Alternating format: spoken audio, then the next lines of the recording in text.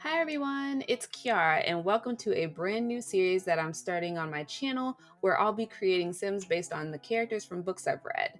But before we get into that, I want to apologize for my absence. I know I've said it plenty of times before, but I am doing my best to get back into being consistent with my uploads here on YouTube, so please bear with me.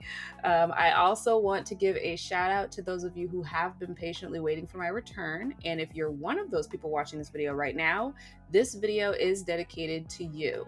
So thank you so much for being here. I appreciate your continuous support. If you're new to my channel, welcome on in, grab a seat, get comfy, and make sure you click that subscribe button and stay a while.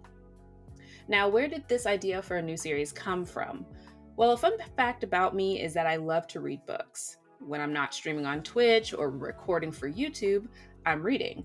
So I thought, why not merge my hobby with my love for Sims? And thus, this series was born. Not only will I be creating the characters, but I'll also be giving a backstory of the characters, as well as a few details of each book. But not too much detail, as I don't want to spoil the book for any of my other fellow readers who may want to read the books that I discuss. So the first book series we'll be discussing is called Elite by Rachel Van Dyken, which is book 1 in a 9 books series. If you're into romance and mafia-related books, then I highly recommend this series. Disclaimer, there are some violent parts of the book, but nothing too crazy. Our main character for this book is Tracy Rooks, also known as Trace. When Trace was 6 years old, her parents died in a car crash, leaving her to be raised by her grandparents. She then moves from the city of Chicago to a ranch in Wyoming where she spends most of her childhood riding horses and milking cows. Fast forward to 6 months before Trace starts her freshman year of college, her grandma passes away from cancer. So, to honor her late grandma's wishes, Trace enrolls at Eagle Elite, which is a private college in Chicago. Trace is portrayed as someone who stands for what she believes in, and she doesn't take disrespect from anyone she encounters. So, when it's move-in day at Eagle Elite, Trace comes face to face with none other than Nixon Abandonato, and that's when Trace's freshman year takes a turn. Trace perceives Nixon as being a jerk who bosses everyone around, and when he tells her about the rules she must follow while attending Eagle Elite, she complies but makes it known that she won't back down without a fight. While moving in, Trace meets her roommate Monroe, and they quickly become friends, with Monroe taking Trace under her wing.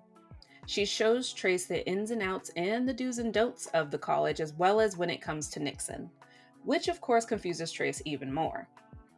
Early on in the book, Trace is labeled as farm girl by other students, and later she becomes hated by her classmates.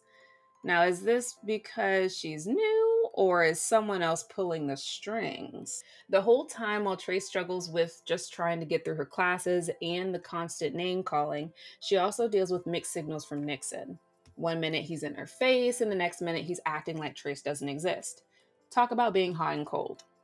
There is a part in the book where while Trace is unpacking, she opens a box that her grandma had given her, and inside are a bunch of pictures and mementos.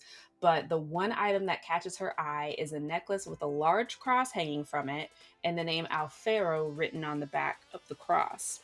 Trace starts wearing the necklace with no idea of what Alfaro means, but little does she know that one piece of jewelry would completely change her life. Things go from weird to bizarre the second Trace puts on that necklace. Nixon and his friends start being more protective of her, and Nixon himself starts being nicer, but more secretive than before. Trace has no idea what is going on or why a simple necklace has sparked this shift, but she plays her part. Eventually, Trace learns that Alfaro is her actual last name, and she starts to put together the pieces of her past. It will be revealed that what happened to her parents may not be the truth. So that's a little bit about the main character of book 1.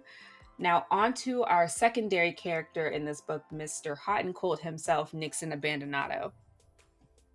Side note, I realized that while I'm recording this that I misspelled his last name, so disregard that error, please, and thank you. Anyway, a little bit about Nixon is that he is the student body president at Eagle Elite, which is why he has so much pull with the staff and the students. He's also the leader of a group called the Elect, which consists of his best friends Chase, Tex, and Phoenix. The Elect has rules such as don't talk to the Elect unless spoken to, don't make eye contact with the Elect, and don't touch the Elect. Sounds ridiculous, right? But there is a reason for that, which becomes clear later on in the book. While Nixon is leading the elect, he also happens to be the boss in other groups as well, if you get my drift. Which could explain why Trace's grandpa isn't a fan of Nixon once he remembers who Nixon actually is. Although the lip piercing and tattoos give Nixon a bad boy image, he's actually very caring and fiercely protective when it comes to family and his close friends, who are basically family. In regard to family, Trace is actually Nixon's cousin, and Monroe, Trace's roommate, happens to be Nixon's twin sister. More of Nixon's backstory isn't revealed until the second book, so we'll delve further into Nixon's childhood in the next video.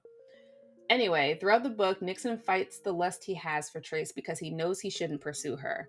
Unbeknownst to Trace, Nixon made a promise that he would protect her, even if it's from himself. As soon as Nixon realizes Trace's true identity, his protective mode is locked in, but his heart still yearns to be with Trace. Could that be an issue later on down the line, perhaps? Trace also isn't the only one who finds out the truth about her life. It's revealed to Nixon that he may not know as much about his family history as he originally thought. Someone close to him hints that everything leading to this moment of revelation is just the beginning.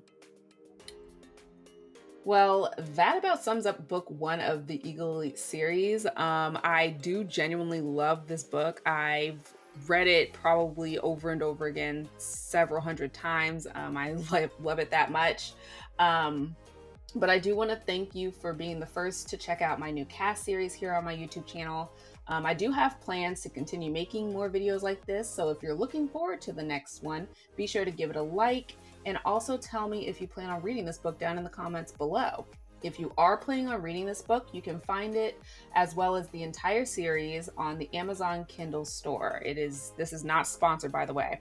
Also, what do you think of Trace and Nixon? Do you think they should be together? What do you think their fate will be? I am curious to know your thoughts.